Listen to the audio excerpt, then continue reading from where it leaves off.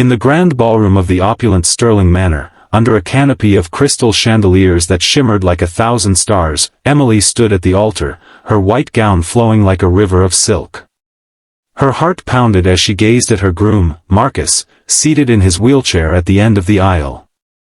The guests whispered in hushed tones, a mix of awe and curiosity filling the air. But as the officiant began the vows, Marcus's eyes locked onto hers with an intensity that made her breath catch. Then, without warning, he gripped the arms of his chair, his muscles tensing under his tailored suit. Emily's world froze. What was happening? Was this the moment everything changed? Or was it all about to fall apart? Hold on, viewers, don't go anywhere. What if I told you that the biggest surprise of Emily's life was just seconds away, a twist that would redefine love, loss, and miracles?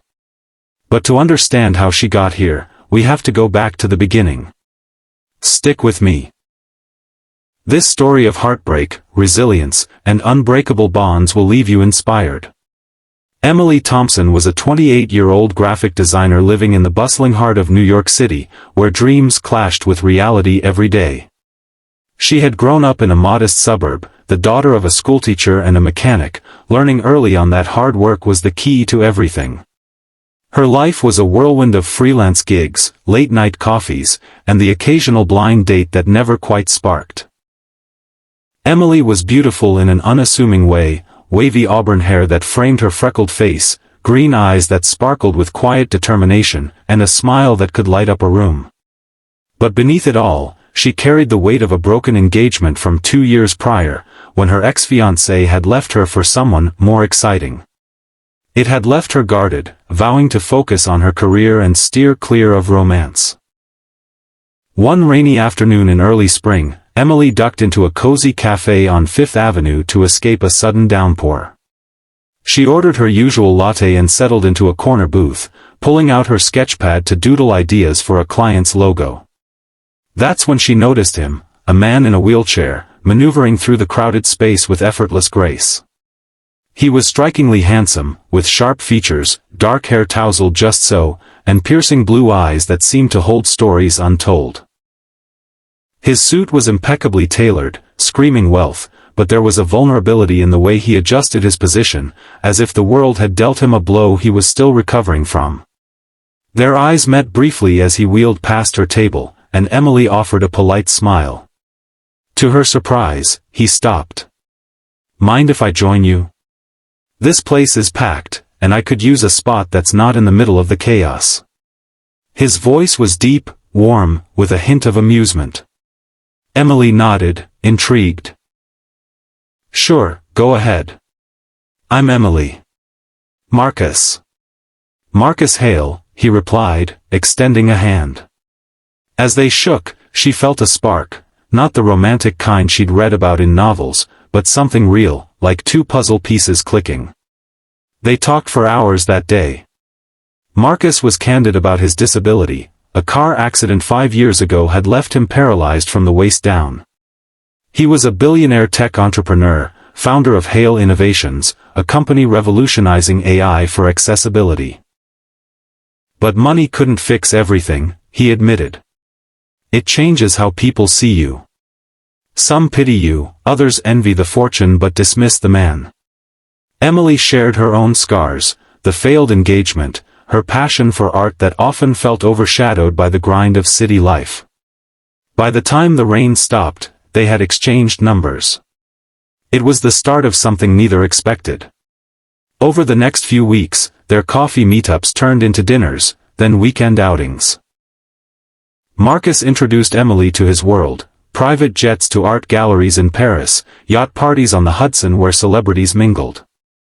But it wasn't the luxury that drew her in, it was his mind, sharp and innovative, and his heart, generous to a fault. He funded charities for spinal cord research, mentored young entrepreneurs, and had a laugh that made her forget her worries. Yet, challenges loomed from the start. Emily's best friend, Sarah, pulled her aside one evening after meeting Marcus. He's amazing, but, are you sure? The wheelchair, the lifestyle, it's a lot. What if people think you're after his money? Emily bristled. That's not fair. I like him for him. But doubt crept in. Her parents, when she told them, were supportive but cautious. We just want you happy, honey. But billionaires? They live in a different world. Marcus faced his own battles. His family, old money from Boston, viewed Emily with suspicion. His sister, Victoria, a sharp-tongued socialite, cornered him at a family dinner.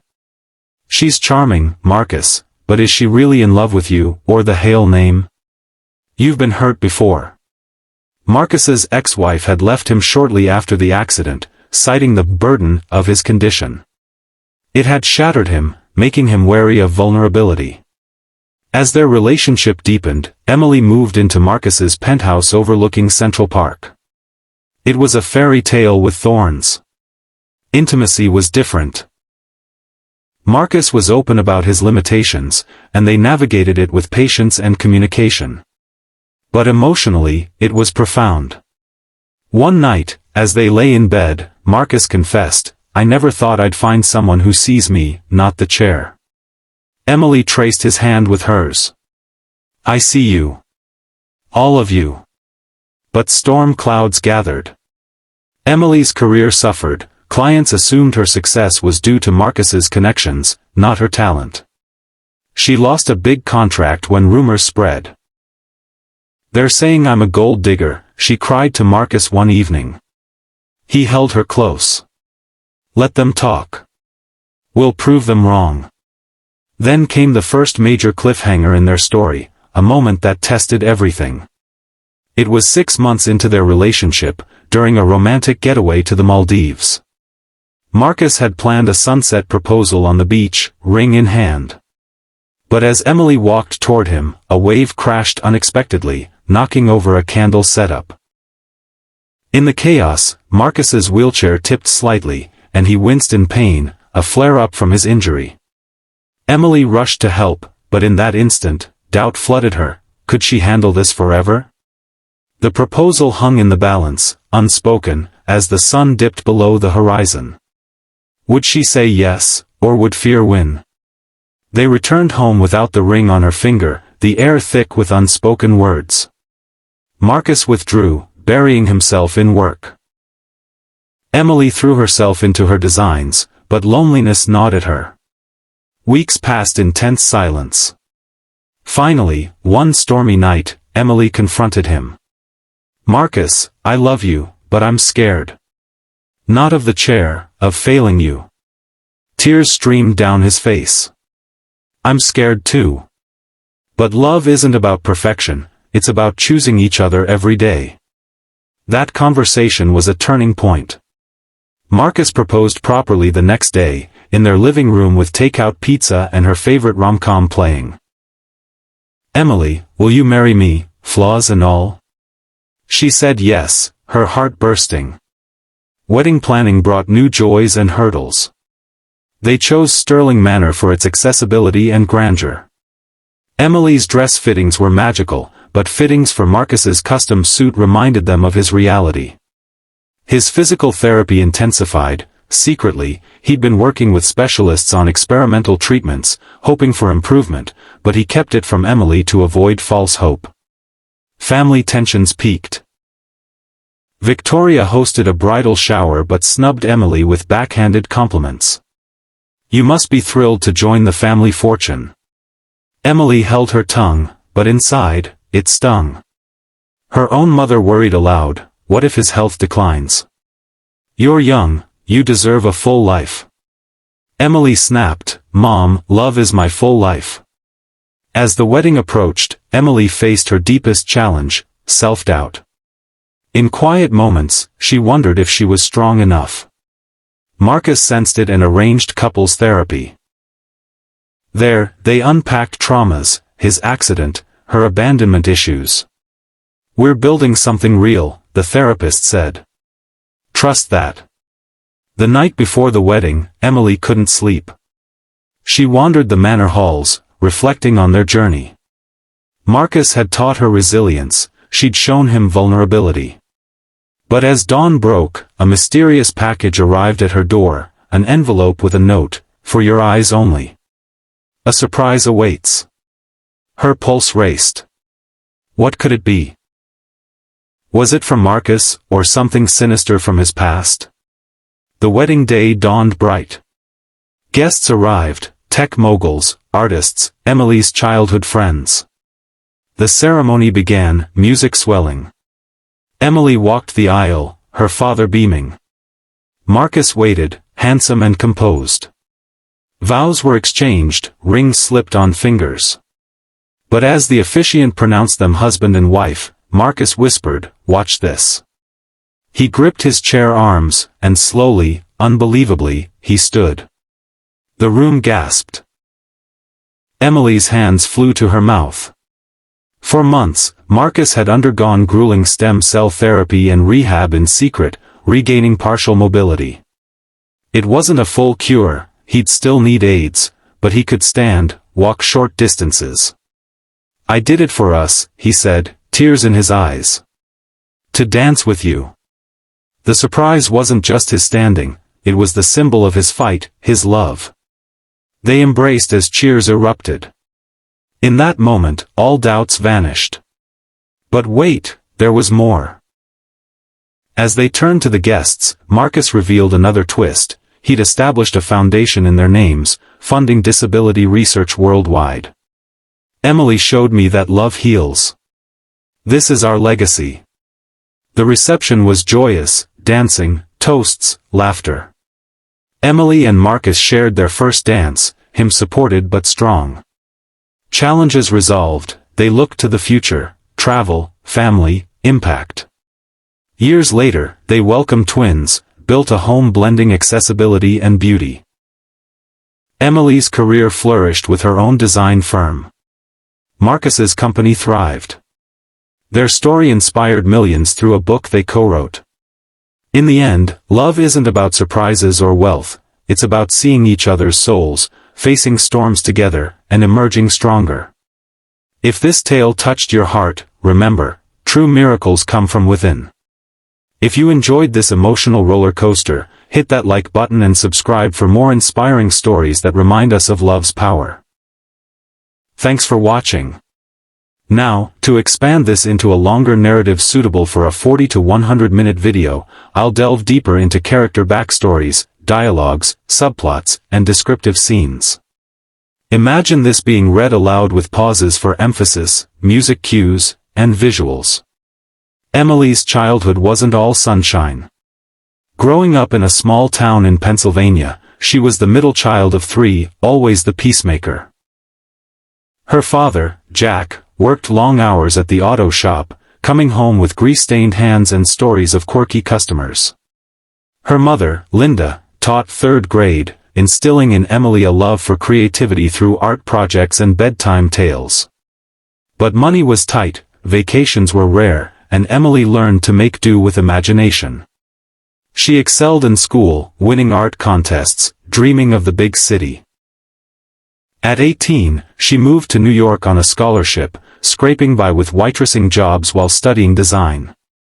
Her first love, in college, was a fellow artist named Tyler. They shared late-night critiques and stolen kisses in studios. But after graduation, Tyler chased fame in LA, leaving Emily behind.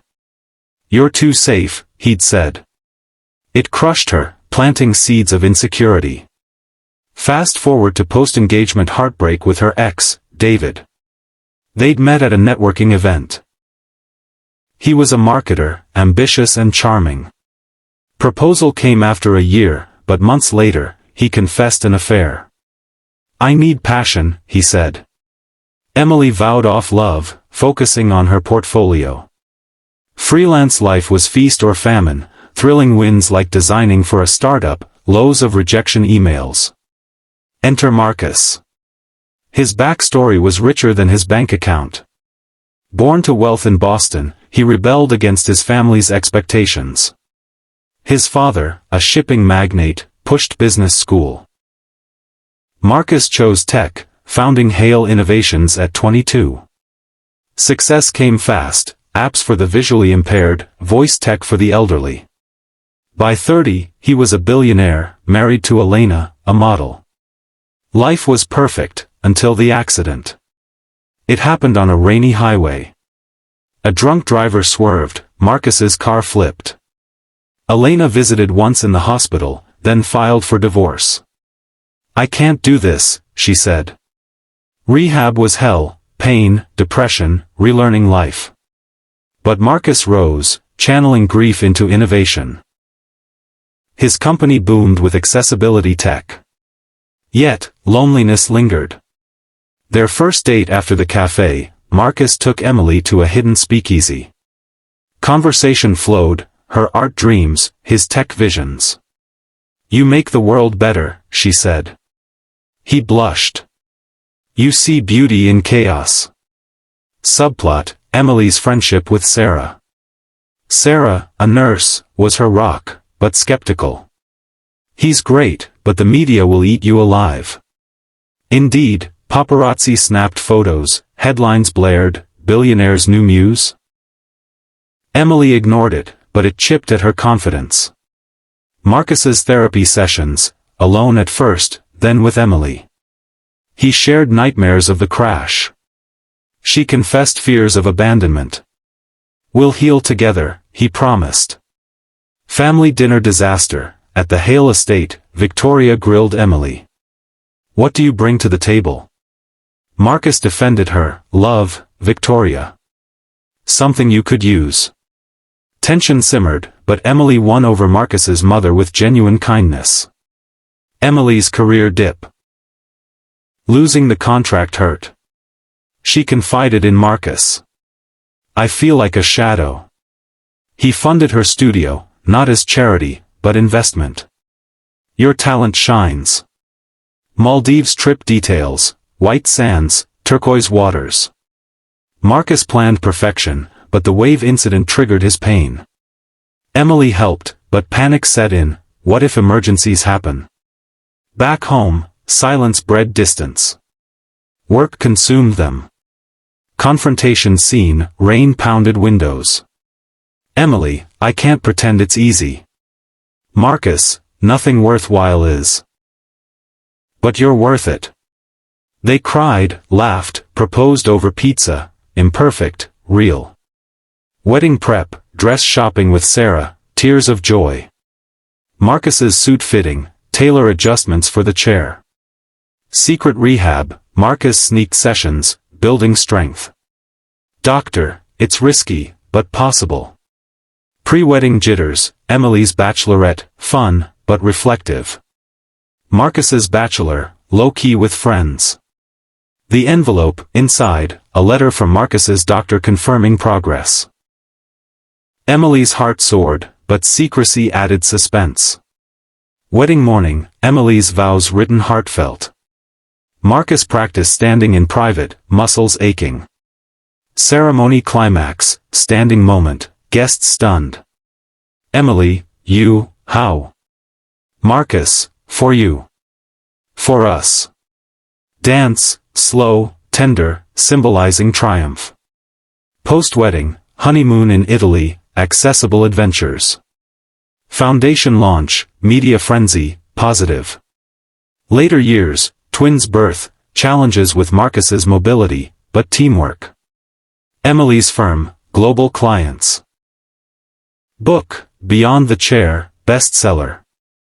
Inspiring message amplified, love defies labels. Persevere through doubt. See potential in everyone. This extended narrative, with detailed emotions, dialogues, and scenes, could easily fill 40+ minutes when narrated slowly with dramatic pauses. For 100 minutes, add more subplots like specific therapy sessions, client interactions, family reconciliations, and future glimpses.